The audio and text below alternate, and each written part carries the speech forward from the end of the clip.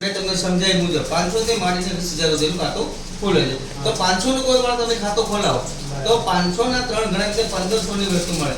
એમાં તમને સોનાની ચૂપ પણ મળે, ચાંદીનું બિસ્કિટ પણ મળે, ચાંદીની લકી પણ મળે, ચાંદીની પાયલ પણ મળે. એવી રીતે 1000 નું ખાતું મેં તમને જે મુજબ વાત કરી મુજબ હોમ મળે, લકી મળે, પાયલ મળે, બિસ્કિટ મળે.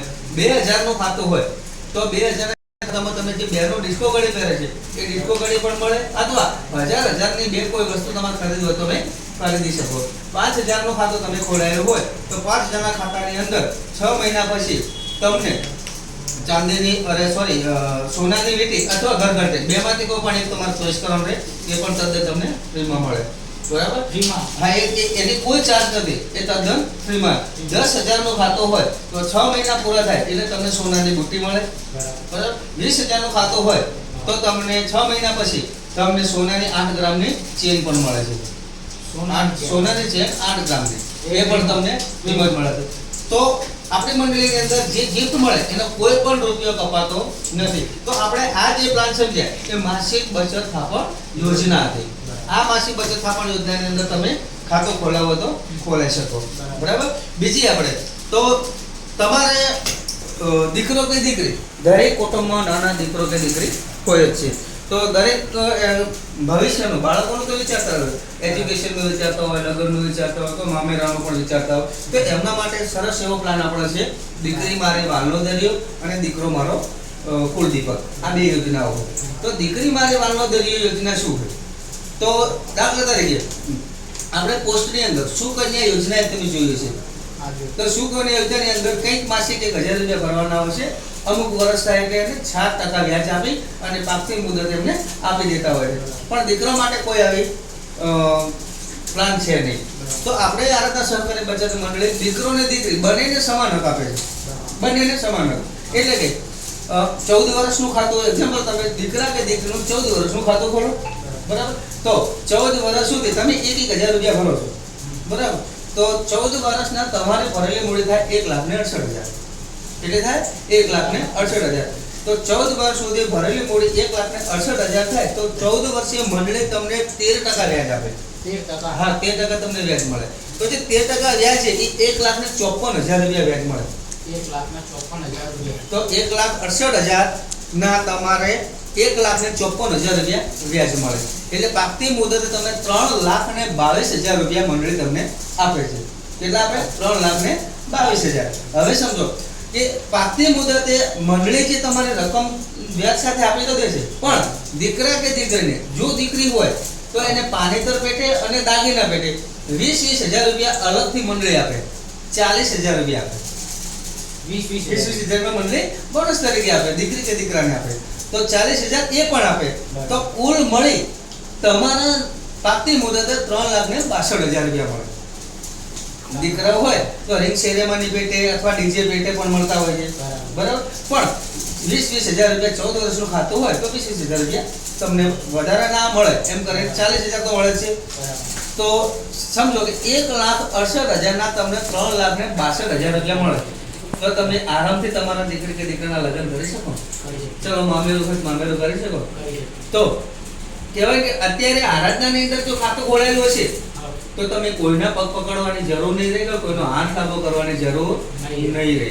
તો આપણે આ પ્લાન દીકરી મારી વાલનો દરિયો અને દીકરો મારો કુળદીપકનો પ્લાન હતો. આની અંદર મમ્મી પપ્પા બંનેનો વીમો આવે. બંને મમ્મી અને પપ્પા બંનેનો વીમો આવે. હવે વીમો કઈ રીતનો? એક્ઝામ્પલ કે દર મહિને તમે 1,000 રૂપિયા ભરો છો તો મમ્મી પપ્પામાંથી 12 મહિના આપણો હપ્તો શરૂ કર્યો અને 12 મહિના પછી મમ્મી કે પપ્પામાંથી કોઈ પણ એક વ્યક્તિ એક્સપાયર થઈ જાય તો જે 1,000 રૂપિયા ભરવાના જગ્યાએ 500 જ ભરવાના, 500 મંડળી પડશે. એમાં પણ 50,000 રકમ મંડળી પડશે. 500 મંડળી. હા, અને 500 આપણે ભરવાના. બરાબર? અને કોઈ એવા સંજોગો બની મમ્મી પપ્પા બંને એક્સપાયર થઈ ગયા તો એને એક પણ રૂપિયો ભરવાનો નહીં અને પાકતી મુદતે મંડળી 3,62,000 રૂપિયા આપે છે. તો સમજો કે ભવિષ્યમાં આપણે કદાચ હયાત ના હોય તો આપણો દીકરો કે દીકરી નિરાધાર થતા નથી. કાકા કુટુંબ વાળા આપણા દીકરી કે દીકરાને ક્યારે લગ્ન કરાવશે? આપણા પાસે કઈક મૂકીને ગયા હશે તો આપણા પાસે મૂકીને કઈ શું જવાનું છે? તારા ઘરનો ખાતો. તો આપણે આપણા માટે નહીં પણ આપણા દીકરા કે દીકરી માટે 1000 રૂપિયાની બચત શરૂ કરી અને ભવિષ્યમાં આપણે હયાત હોય કે ન હોય પણ આપણા દીકરા દીકરી નિરાધાર ના રહે એના માટે જે આરાધના સહકારી બચત મંડળીની અંદર ખાતું અવશ્ય ખોલાવવું જોઈએ. બરાબર? તો આ વસ્તુ તમારે કોઈ આ બેમાંથી કોઈ વસ્તુ એવું લાગી કે હવે મંડળી ઊભી થઈ જાય નહીં લાગે તો ખાતું ખોલાવવું જોઈએ કે નહીં? ખોલાવવું જોઈએ. બરાબર? ત્રીજું કે ફેમિલી સુરક્ષા કોચ. આ ત્રીજું એક આપણે ફેમિલી સુરક્ષા કોચ. હવે જો આની અંદર 23 વર્ષનું ખાતું આવે, કેટલું આવે? 23 વર્ષ. તો દર મહિને તમે 1000 રૂપિયા ભરો છો, 23 વર્ષ સુધી ભરો છો, તો આપણી ભરેલી મૂડી 2,76,000 થાય. કેટલી થાય? 2,76,000. 23 વર્ષ પછી તમે જે 1000 રૂપિયા ભરો છો એ 1000 રૂપિયા ભરવાના બંધ, પણ દર મહિને મંડળી તમને 10,000 રૂપિયા આપે. દર મહિને 10,000. જ્યાં સુધી વ્યક્તિ હયાત હશે ત્યાં સુધી દર મહિને 10,000 રૂપિયાને પેન્શન મળે. જ્યાં સુધી હયાત છે ત્યાં સુધી. હવે સમજો કે 23 વર્ષ પછી આપણે બીજા 23 વર્ષ જીવ્યા, બીજા 23 વર્ષ જ જીવ્યા, તો વર્ષના 1,20,000 રૂપિયા થાય તો 23 વર્ષની મૂડી કેટલી થાય બાકી? કેટલું મંડળી આપે?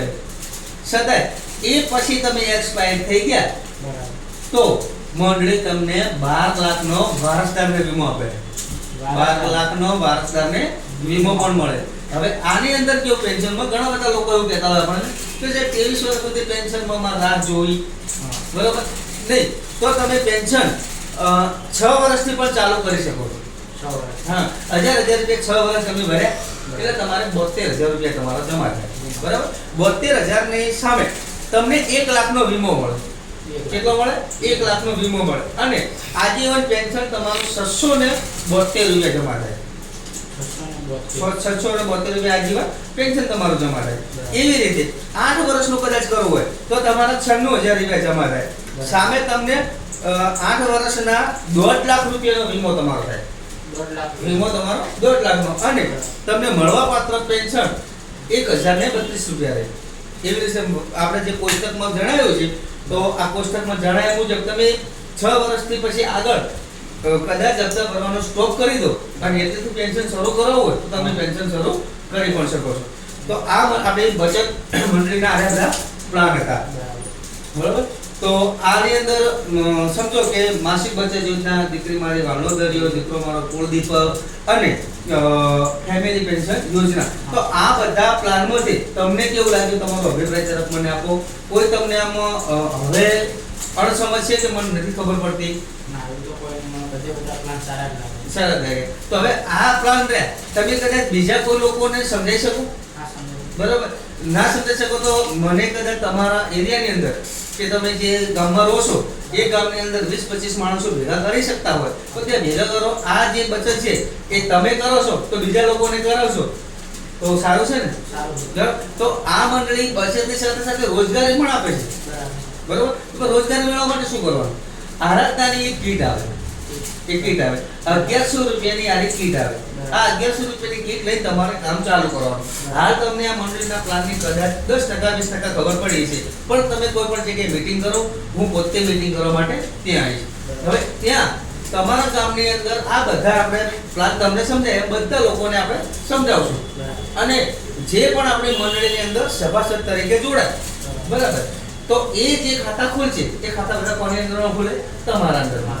તો જે 1100 ની કીટ આપી હતી એ કીટની અંદર તમારે આ ખાતા ખોલવાના. હવે તમારે શું કરવાનું? એમાંથી 20,000 નું કામ તમારે મંડળીને કરી આપી દેવાનું. કેટલું આપવાનું? 20,000 નું. જો 20,000 નું કામ તમે કરી અને મંડળીમાં એટલે કે આપણે હારીજ બ્રાન્ચની અંદર તમે જમા કરાવો છો, બરાબર?